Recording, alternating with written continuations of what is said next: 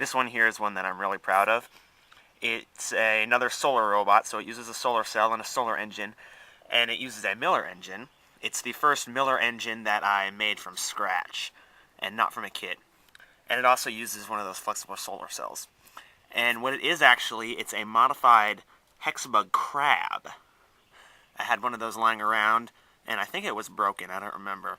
So I gutted it from its electronics and all that, and just used the chassis and the gear motor. And it works quite well. You'll see it kind of pulse.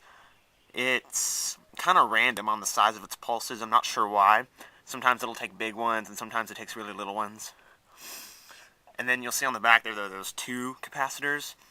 Those are the storage capacitors for the solar engine. I'm in the process of looking for one that's of higher capacity and smaller physically to make it look much better. But I'm really happy with the way it turned out. You'll see I've got some weights on the bottom there to balance it out, because these two capacitors here are quite heavy. That's why I want one that's a little bit smaller, so I can put it more centered in the center of gravity and it won't tip as much. But it works pretty well. You'll see it kind of pulse. If it'll pulse. There you go, see. Anyway, it works really well. I'm actually really proud of being able to use a very well-built, pre-made chassis.